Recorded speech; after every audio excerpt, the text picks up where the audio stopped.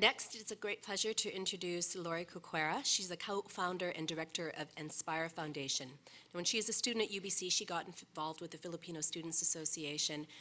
She and some friends began to do charitable work here in Vancouver, and that led her to become involved with Inspire's initiatives to build housing in the Philippines. Lorie?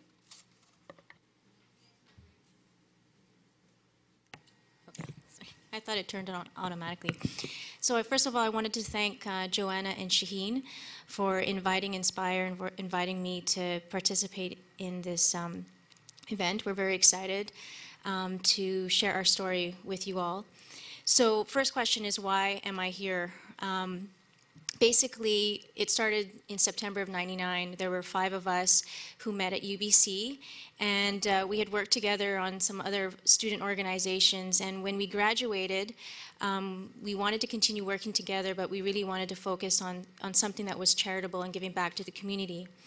Personally, I was actually born in Canada, so I kind of grew up with parents who were immigrants to Canada from the Philippines. And, you know, ever since I was a child, they really instilled in us that, hey, you know, you're really, really lucky to be living in Canada.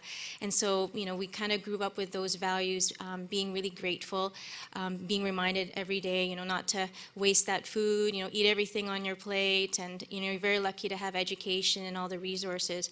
So at a young age, that was already in me. And then the 2 other founders were also actually born and raised in the Philippines. So we already had a connection to that country, or to our country. So we really started small. We didn't really know exactly how big we wanted to be, so we started off with some soup kitchens, just really wanting to increase awareness. We really targeted the youth because we could relate to that. We just graduated. We started holding events that we could relate to the youth, so it was like dance competitions, really, really small.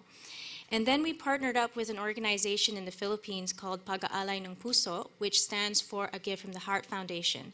And this organization was really focused in a very poor area called Bagong Silang, which translates to a new beginning. And you can see in the pictures there that it's basically one of the top 3 poor shanty towns in the Philippines. And this is just off Manila Bay. They basically built houses on stilts with scrap metal and scrap wood. There's no sewage, there's no running water. And so they were really targeting this area, and it's, you know, 4 sisters and a brother. It's a family-run organization over 20 years, really trying to raise the level, a social economic level, by just spending time with the families, spiritual guidance, and kind of giving them the skills to just really better their lives. So what we did is we liked what they were doing, so we sponsored the education of 18 students. Our mission was really to empower, educate, and encourage individuals to help themselves and others. So in line with educating, we felt that if we gave them the opportunity and access to education, then at least they had a choice, because at least they could, you know, maybe do something with that education. So we did that for a couple of years, held several fundraising events, from choir festivals to raffles, you know, did whatever we could to raise money, because we were all doing this part-time as well, in addition to, you know, working full-time. And so after doing that for a couple of years, we realized that even if we were giving them the opportunity to education, they would go back home, and only maybe less than 50% of the students were actually doing something with their education, because they would go back into their shanty home and see their families and kind of get back into the cycle. So then we knew, okay, we need to do something more than that. So then we developed our shared experience program. So what this program was, well, PPF, the sister organization, they actually had land donated to them in Bulacan, Norzagaray, Bulacan, which is a 3-hour drive from Metro Manila. So it's a very clean, you know, farmland. So with this land, they had this idea that maybe we could start to move some of these families into a new clean community in Bulacan. So we really liked that idea. We thought, well, our shared experience program could send Canadians, young professionals and students to the Philippines, and they can see for themselves what it's like. They would spend a few days in Navotas with the families, get to know the families, and then they would spend some time in Bulacan actually building the community. So we started off by building a library because it was still in line with our mission.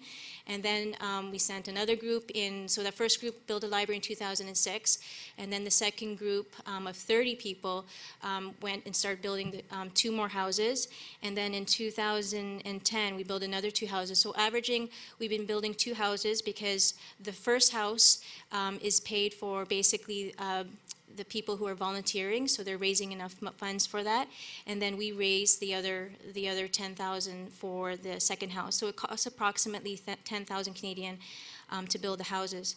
So really the goal with the shared experience program is really to give them that experience, a life-changing experience, because it was easy for us. We had our motivation as founders, but if we want to continue our work, we can't just be the 5 of us. We needed to continue to inspire people to want to help. So by giving them that experience, they can come back to Canada and then maybe continue working with Inspire or continue doing their own. So it was just another way of continuing to inspire people. And so we've already raised over $100,000 to date.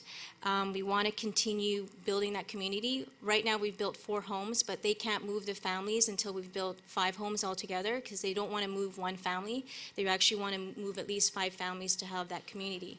And working with PPF is another key part of our project because we're here in Canada.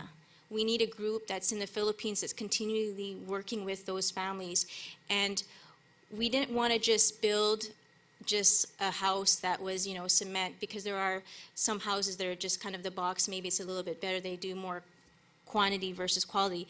The houses that we're building is really, has a separate kitchen and living room, 2 floors. It's only still about 400 square feet, but it's a huge change from where they're living now. And we really feel that bringing that dignity back to them, making them feel proud of it, because they eventually will be paying back these houses, averaging about $50 per month. They're going to own this place, and they're going to, when their kids go to school and they come back to this new clean community, and they see their families being, making an effort to go back to work, and they see a big change. That's what we feel by building this community, that it's going to make some changes and hopefully help. And so we're committed to helping 130 families.